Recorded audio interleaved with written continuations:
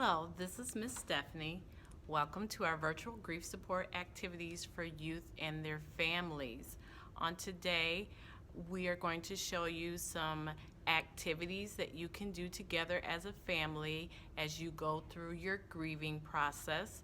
We will also show you some books and resources that might be helpful for you that you can put on hold and check out through our curbside service.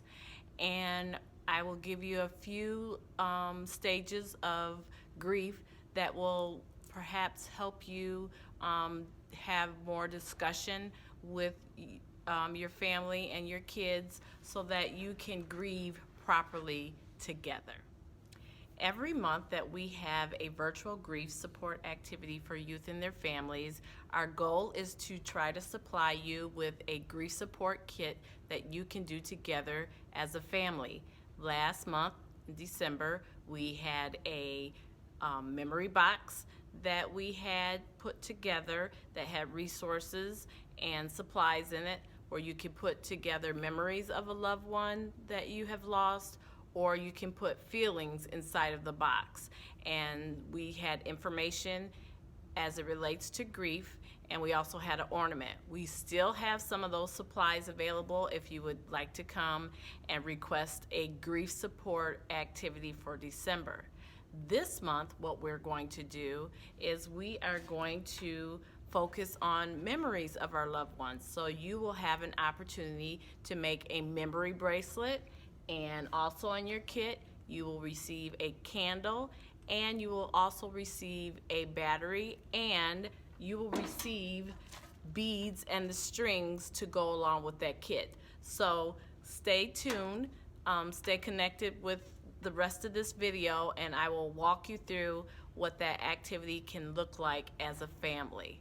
So again, thank you for taking time out to listen to some information that we feel like it could be helpful for you and your family who may be grieving. So let's talk about grief for a short period of time. Grief doesn't always mean death or the loss of someone or the loss of a pet. It could also mean a sudden change in your life.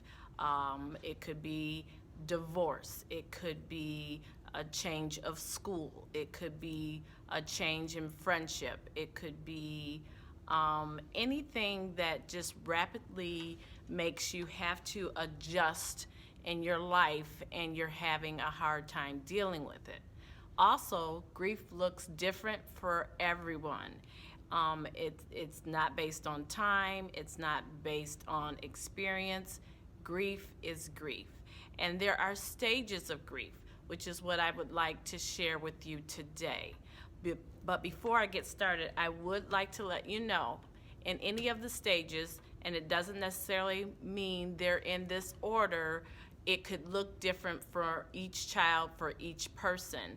And for every phase or stage that your child is going through, we probably have a book at the library that you can check out to allow your child to read, or you can read together. One of the titles that we have is How Do You Feel? If your child is going through an anger stage, they might not even know how to articulate it. We have books about feelings, and here's one. It's called How Do You Feel by Lizzie Rockwell, but we have many other titles about different types of emotions. If your child has lost a pet, that is grief. We have a book about it, The Smart Kid's Guide to Losing a Pet. Be sure to check these out. They're very useful. We have another book. It's called A Last Goodbye by Ellen Kelsey. And so these are just a few examples of books about grieving that you and your child can read together, or if your child does not want to talk about it at this time, at least you know that they can read. So some of the stages of grief, and again, it doesn't necessarily mean it's in this order. The first one is shock. Your kid may feel numb, may have disbelief, and they may be acting as if nothing has happened. And a lot of times that happens because they want to protect themselves from feeling overwhelmed. And so that could be the first stage. The second stage is denial. They may want to avoid the reality of the loss. So the shock has passed, but now they just want to avoid it. They don't want to talk about it. Maybe if a discussion comes up, they may change the subject. They may, display different types of feelings that does not seem like they are grieving, but believe me, they are. It's just a stage that they're going through. And you can talk to them about it if it feels like they're ready. The other stage is anger. And again, we have books about anger. Once the reality sits in, then, they may lash out, and it could be something totally separate from the death or the change. It could be they just drop something, or they can't find something, and before you know it, life is the worst, or they may say bad things to you, or nothing is fair. There's just a lot of examples of how their anger can lash out when they are dealing with grief. The other stage is depression. They may experience a deep sadness. They don't want to do their normal activities. They're just not interested in any of the routine things that they have been doing in their life. And that is a stage of grief. And again, it may not even show up right now. It could show up within the next few months. It could show up within a year. There's no timeline for stages of grief. You just have to make sure you're paying attention to any changes that you are noticing your child or children that are experiencing. And then the other stage is acceptance. It doesn't necessarily mean that they have forgotten the death of their loved one or the change in their life. It just means that they're feeling a little less sad, and they're feeling more hopeful, and they're starting to appreciate some of the things that their loved one used to do with them, and they want to talk more about memories. And so again, it might not go in this order. It may come all in one day. They may get to acceptance, and then something could trigger them, like a song or a holiday, that would make them slip back into another stage. And so grief is real, and it is important that we allow ourselves to grieve, but we want to make sure that we do it in a healthy way, which is why we are offering these different segments so that we can grieve together. We all have experienced some losses, and we just want to see what we can do to help each other get through our grief. And if you have any questions, or you want to contact me to find out more information about grief, you can email me at sboyd@willardlibrary.org, and I'd be happy to refer you to someone else, or just give you more information as it relates to grief. So I want to show you the activity that you can do at home, and we've given you enough supplies to give you a sample of what you can do together as a family, but feel free to go to any store and get more supplies and do more activities together.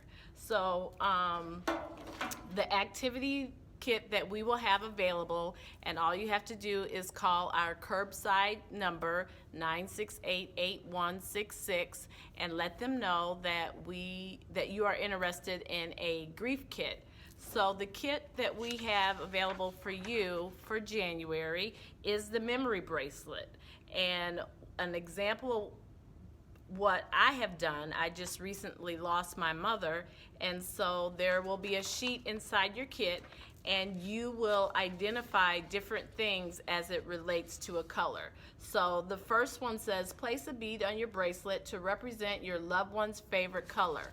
My mother loved the color black. And so I put 2 beads of black on my bracelet to represent the color that she loved.